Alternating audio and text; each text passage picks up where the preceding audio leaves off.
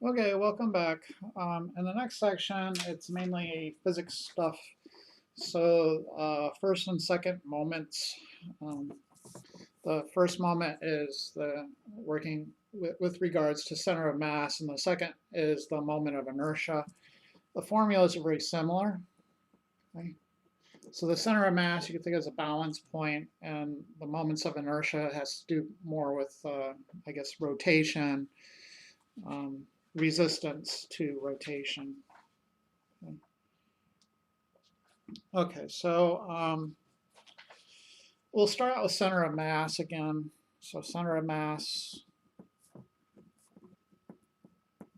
and then the moments of inertia.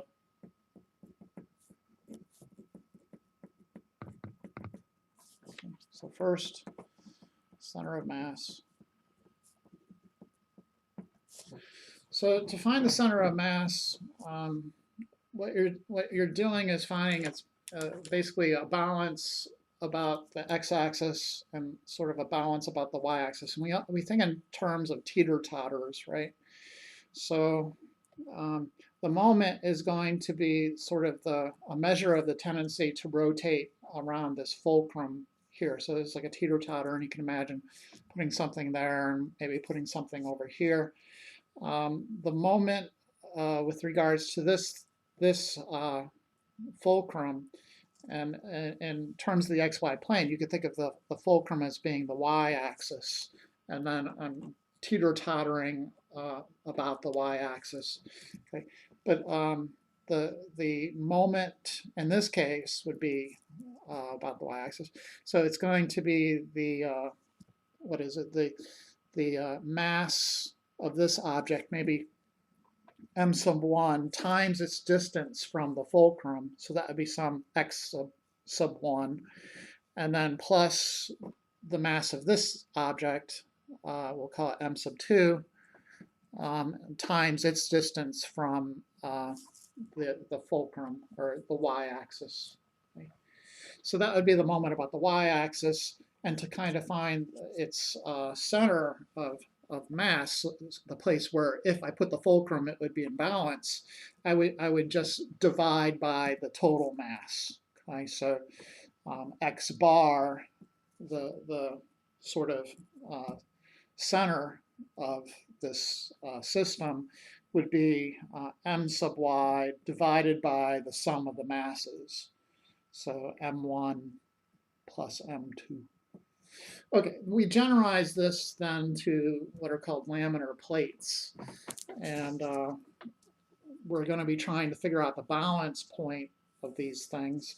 And we can describe the object we're finding the balance point of using usually two curves. Okay, so maybe this guy is curvy and the other one is just horizontal. So let's call this one f of x. This one's called g of x. And our goal would be to find the balance point of this region, right? So it's kind of a weirdly shaped object. I'd want to cut it out of the paper and see if I could balance it like on the tip of my finger. You know, where would I put my finger? Would I put it right here, maybe? And then it would be in balance. It's that idea that we're after. Okay, so the way to do this with a continuous object as opposed to a bunch of discrete points is to use an integral. In general, for discrete point problems, this is usually how you attack it in physics. You would, for m sub y, it would be the sum of the masses of the particles times their distance from the y-axis or the fulcrum. And the moment about the x-axis then would be the sum of the masses times their distances from the x-axis. Okay. Right. So one issue we kind of have to deal with here is this mass issue. And for us, the mass is going to be given in terms of a density per unit area. So it'd be a density function, which they're usually going to give with the Greek letter rho, which looks like a P, and then times area. Okay. Okay, so then in particular, then if I want to accomplish this feat of finding the balance point, I need to have an X bar and then also a Y bar. Okay, so the X bar is kind of the teeter-totter again in the X direction you're thinking of, and then the Y bar would be kind of the point for the teeter-totter in the Y direction. Okay, so how do we accomplish this in Calc 2, or how would we accomplish it without double integrals? We would have to sort of section this thing up into a bunch of little rectangles and find the moment with respect to these things, and we would end up summing them up for. So we would find the basically the m sub I times x sub I for this rectangle, noting that its balance point, it's such a simple object that its balance point is right there in the middle, right? So in particular, for the moment about the y-axis, I'm going to need to basically take the limit of the sum of these masses times their distances from the y-axis. Okay, so in particular then with regards to turning this into an integral, how would this work? Well, first off, I'm going to need a rho value for my mass. So they'll give you probably a rho. In Calc 2, we'll say it's a variable density. Okay, so parts of the plate will be more dense than other parts of the plate. In Calc 1 or 2, it's the same density throughout the entire region. Okay? Maybe you think of it as one part of this object being thicker than the other, something like that. Okay, so they need to give you this density function. In order to get mass, you're going to have to take the density and times it, multiply it by area, right? So it's density times area for mass. So I need a density function, so I could replace this with this, but then I also need an area. In order to get the area, then what do I got to do? I got to do limit of the sum of the rho of this particular x sub I, y sub I, times the area. In order to get the area of this guy, well, you know, its base is change in x sub I times the height, which is f of x minus g of x. So it's going to be f of x sub I minus g of x sub I times change in x sub I. So all of this baloney is just for the m sub I. And then we need to multiply it by this distance from the y-axis, which is x sub I. Okay. If you push the change in x sub I to the back, which you could do, is commutative law of multiplication, then you end up with a Riemann sum. And at the end of the day, we can form this as, you know, in the Calc 1 version, it would be the integral from a to b of rho times f of x minus g of x times x dx. Okay. In Calc 2 now we can represent this portion of it as another part of the integral, right? So in that case we would have the double integral, now with rho being a multivariable function xy, then we have the times x, and then we have the dy dx. And the inner part of the integral, we will embed the f of x and g of x part. So it would be going from g of x to f of x. Sorry for smushing this in. And then on the outer integral from a to b, presuming that in our picture, that's where I'm going over. Okay, so that thing right there, and hopefully you could tell that's a rho. It basically looks like a P. This thing right here represents the moment about the y-axis. Okay? The moment about the x-axis is basically the same thing, except in order to get uh, um, the the I guess we could go ahead and try to construct it as well. So the moment about the x-axis is going to be the limit of the sum of m sub I times y sub I. So now I'm thinking of the teeter-totter as the x-axis, and I need to know the distances to the fulcrum. Right?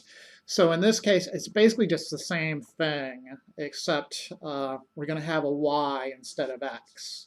In Calc 2 or Calc 1, you would accomplish this by taking the average of these points here. So the y would be kind of an average value. Okay, so it would be this distance from here to here that we would be after for our little y sub i's and our sum.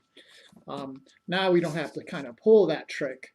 I could just leave it in terms of y because I'm dealing with double integrals. Okay, so long story short, this thing is going to turn into the double integral of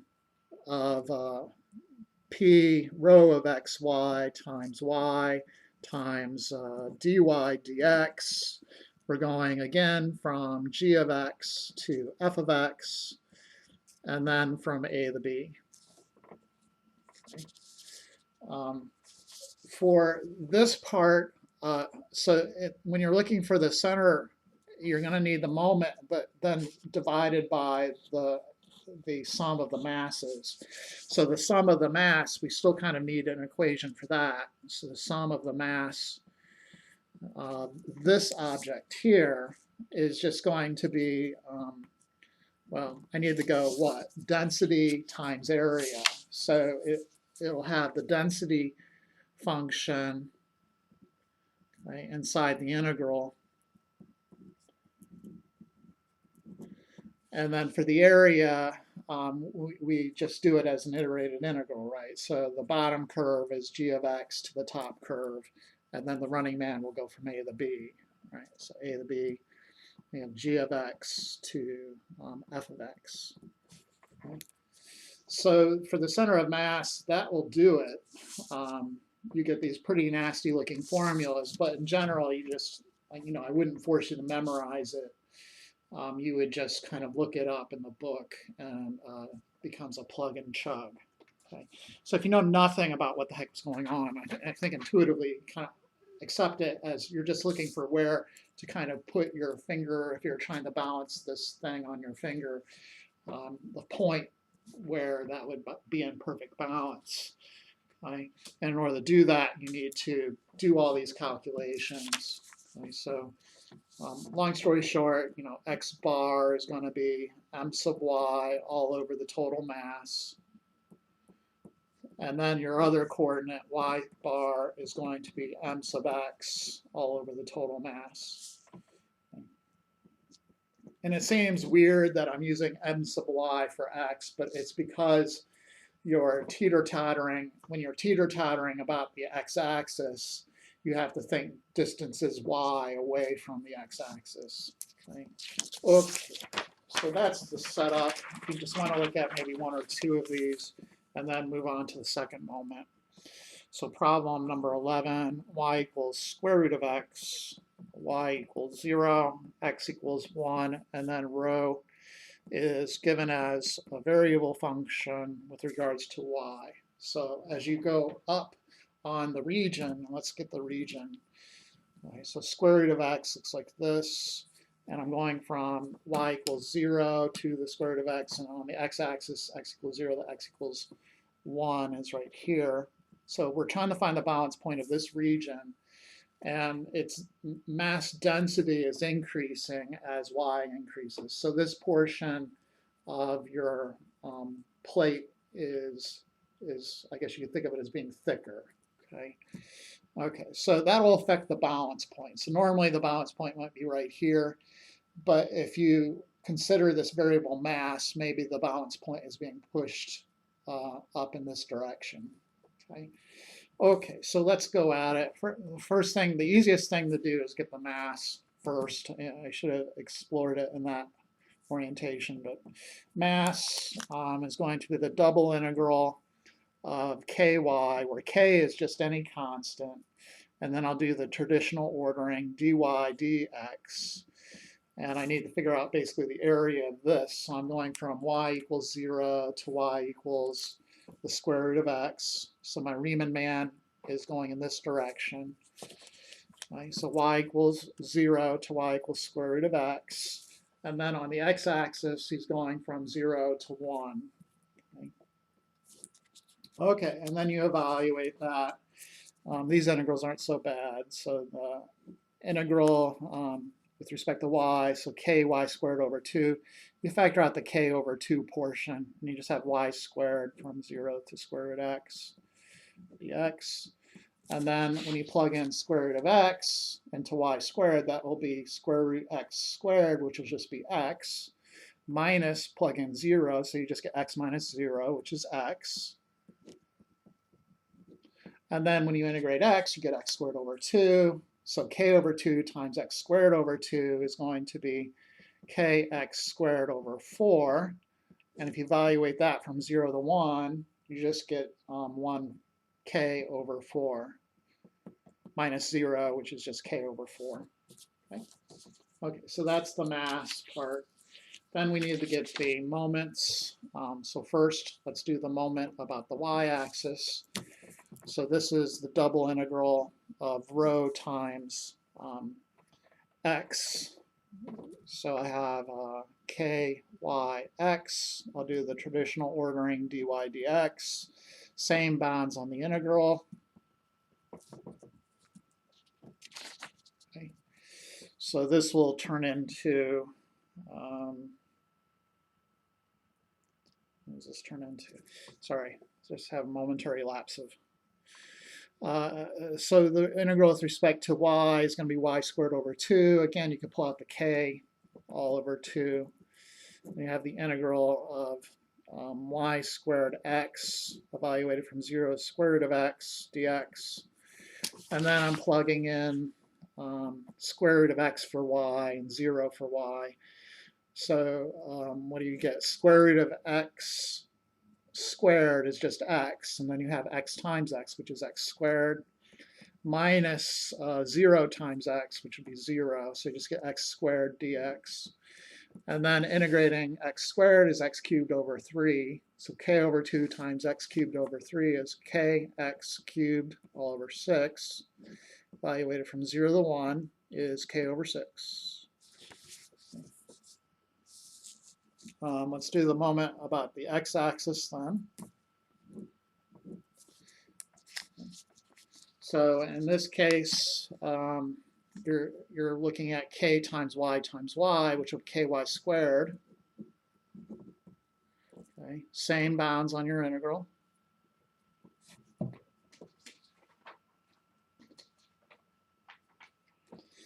And integrating that thing then, first with respect to y, you're going to get y cubed over 3, ky cubed over 3. You can pull the k over 3 out, and you have y cubed evaluated from 0 to the root x dx. Okay. This will be k over 3. It's the integral of square root of x. Square root of x is x to the 1/2. X to the 1/2 to the third is x to the 3/2. And then minus 0 in for y will just be 0, so x to the 3/2. And then integrate that with respect to x. So you're going to get k over 3 times x to the 5/2 times 2/5.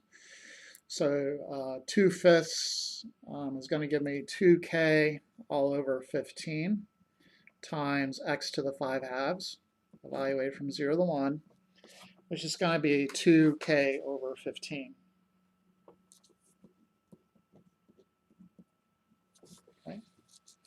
Okay, last but not least, you need x bar and y bar, the center of mass. So x bar is m sub y, which is k over 6, divided by the mass, which is k over 4. Dividing is the same as multiplying by reciprocals, so I just multiply by 4 over k. The k's divide out, and I'm left with 4 over 6, which is 2/3. Okay? And then y bar will equal the moment with respect to x, which is 2k over 15. And again, divided by k over 4, which is the same as multiplying by 4 over k. The k's divide out again, and I'm left with 8 over 15. Okay, and that's my center of mass, 2/3, 8 over 15. Look, some of the problems in the book, remember if you're dealing with circles, it's best to convert everything into polar coordinates and evaluate there. Let's move on to the second moment, which is the moment of inertia.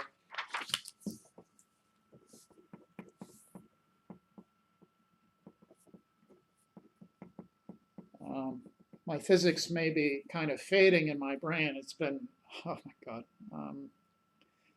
a long time since I took physics. And anyways, the moment of inertia, I believe, is equivalent to the rotational inertia, where rotational inertia is the tendency of an object to resist motion in a circular direction, right? So in particular, we'll be concerned with rotation about axes. And furthermore, the x-axis, the y-axis, and the book will do the I guess the polar version as well. Okay. I think rotation about the origin, but I'm not sure. I'd have to look that up. Anyways, the formulas here for moment of inertia are very, very similar to the moment for the first moment. So the first moment, it was the sum, so m sub x, or rather, let's start with m sub y, would be the sum of m sub I times x sub I, right? For the moment of inertia, you're just going to square what do we have to square the x, okay?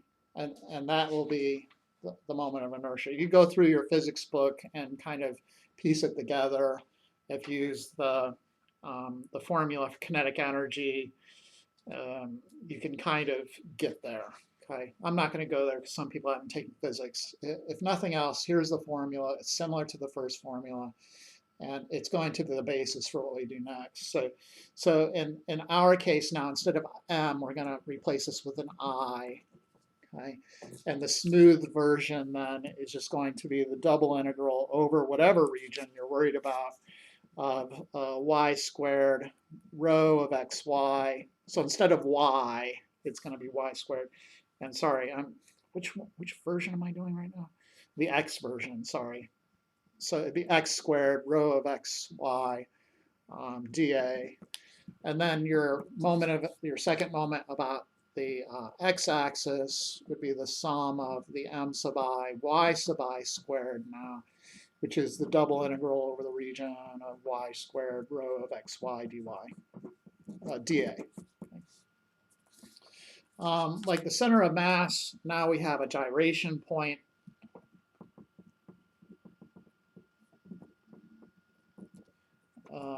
Personally, it's never been quite clear what they mean by gyration point. Seems a couple of semesters ago I made a big deal out of it, but I don't think it's anything all that intuitive beyond just one step up from the first moment, the center of mass idea. It's just now it's kind of the center of inertia, I guess. Anyways, that's that. There's this other kind of thing in the book, I sub 0. That formula is a double integral of x squared plus y squared rho of xy. But look in the book. If I haven't given you a formula that you need, it'll be in that section. Okay, so let's try one of these. We'll try an easy one. This is number 27.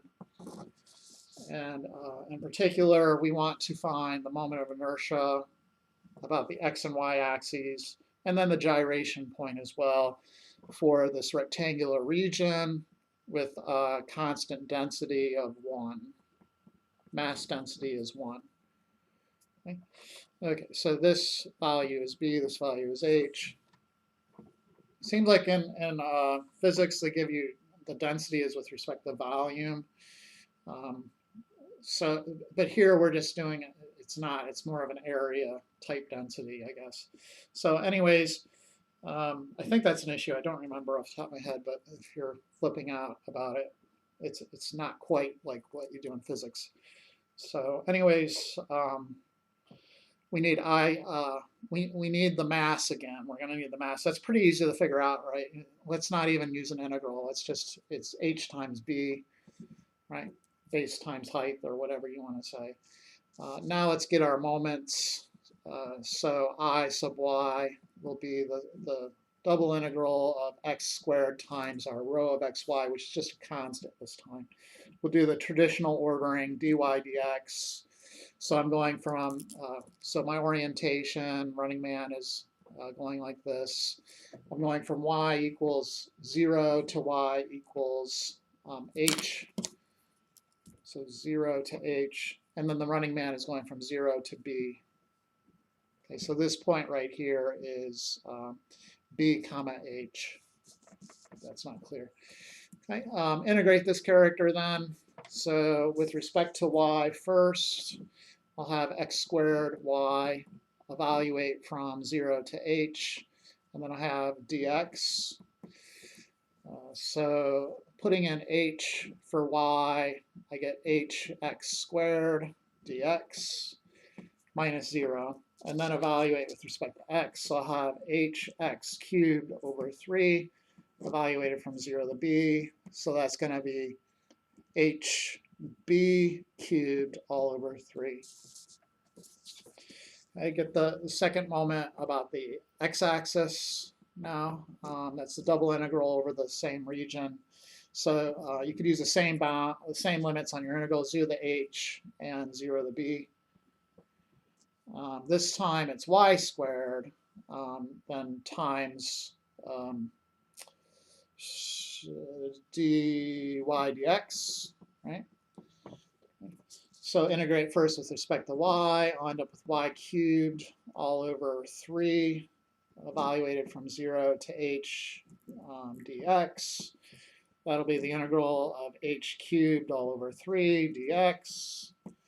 And then integrate with respect to x. So give me x h cubed all over 3, evaluated from 0 to b.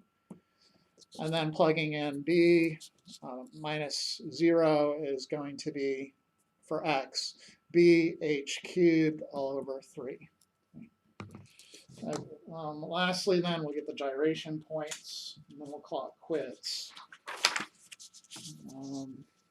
Gyration, so x bar bar is the square root of I sub y, which is hb cubed all over 3 divided by, which is the same as multiplying by the reciprocal of the mass, so 1 all over hb. And then this will be the square root of, the h's cancel out, and we'll have a b squared all over 3. And the square root of b squared, assuming b is positive, is b, and then all over 3. Okay, our other coordinate is the same thing, kind of, but you have I sub x on the inside. I sub x is b h cubed all over 3, and then times the reciprocal of the mass. Okay, so this will be the square root of, the b's divide out, you got h squared all over 3, and the square root of h squared, assuming h is positive, is h, and then we get h over 3. All right? Okay, we'll call it quits there, and I'll see you in the next video.